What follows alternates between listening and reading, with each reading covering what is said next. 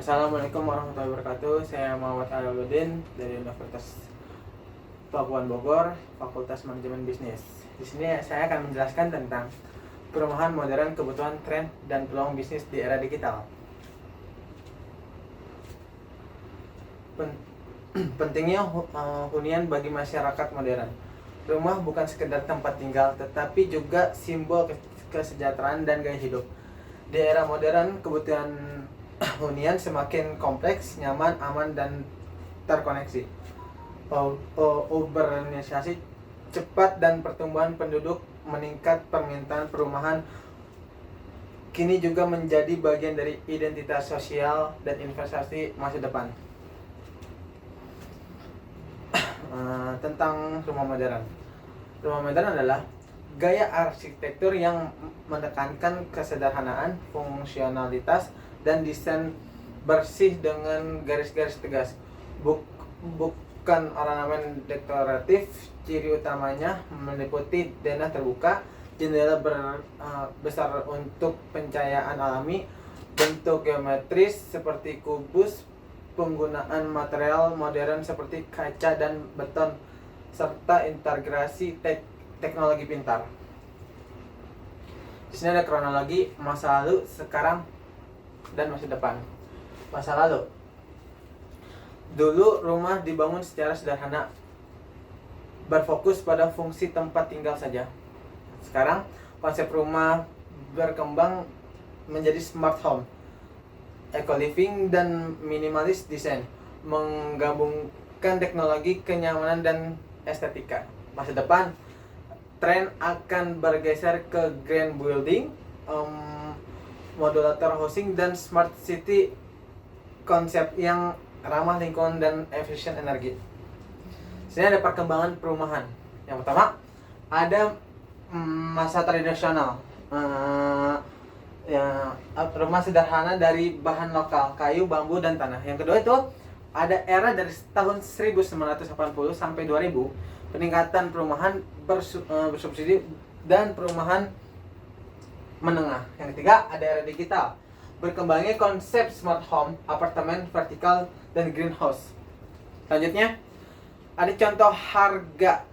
Yang pertama ada tipe 1, yaitu satu lantai. Luas tanahnya adalah 90 meter persegi. Terus luas bangunannya 45 meter persegi. Harga mulai dari 850 juta sampai 1,5 miliar. Tergantung lokasi spesifik dan usia bangunan. Tipe kedua ada 2 lantai.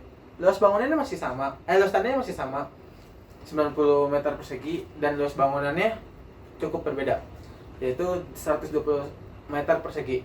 Harga juga lumayan beda dari yang lantai pertama.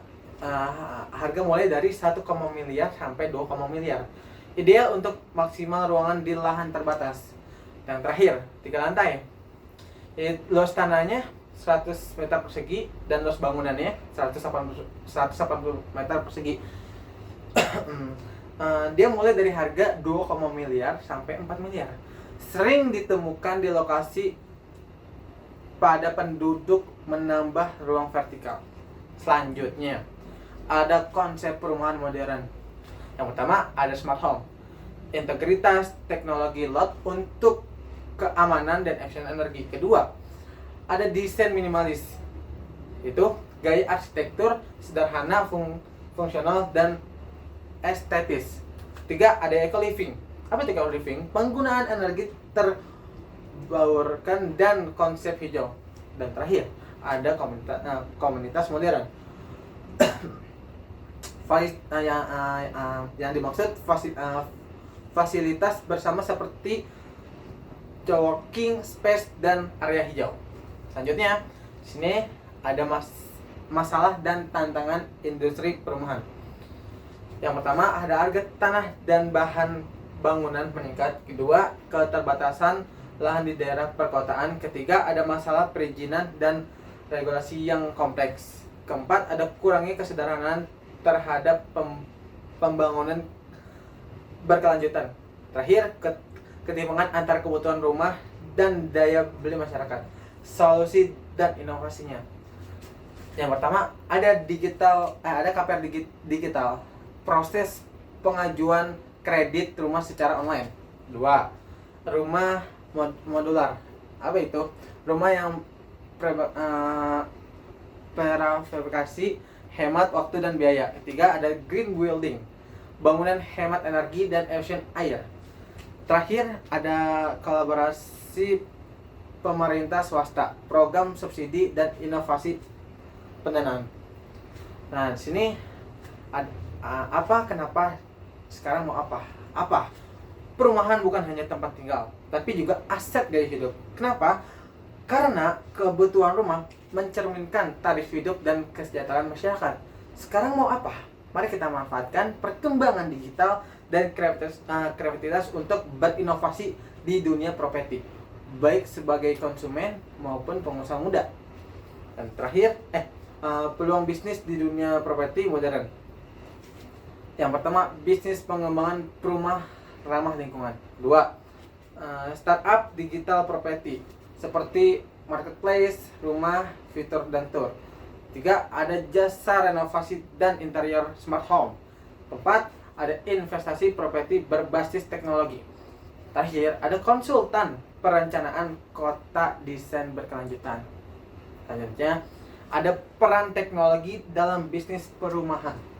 Di sini saya akan menjelaskan yang pertama tuh big data dan AI, yaitu analisis tren pasar dan prediksi harga. Kedua, ada AR dan VR, yaitu simulasi rumah secara virtual dan kenyamanan penghuni.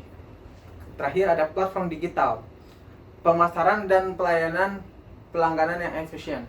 Selanjutnya, ada arah masa depan industri perumahan di Indonesia, peningkatan konsep smart city dan infrastruktur digital. Yang pertama itu ada fokus pada sustainability dan bangunan rendah emisi karbon. Kedua, ada dukungan pemerintah terhadap digital properti. Tiga, ada generasi milenial Gen Z buyer dengan profesional modern. Terakhir, ada kolaborasi lintas industri, teknologi, keuangan, dan arsitektur. Selanjutnya, penutup. Industri perumahan terus berkembang seiring kemajuan teknologi dan kebutuhan masyarakat modern. Inovasi menjadikan kunci untuk menciptakan hunian yang cerdas dan efisien dan ramah lingkungan. Mari berinovasi dan berkolaborasi untuk membangunkan perumahan masa depan yang lebih hijau, modern, dan berkelanjutan. Inovasi hari ini adalah fondasi rumah masa depan. Cukup sekian dari saya. Saya harap ada yang mengerti dari antara kalian. Bila ada kata yang salah, mohon maaf. Wassalamualaikum warahmatullahi wabarakatuh.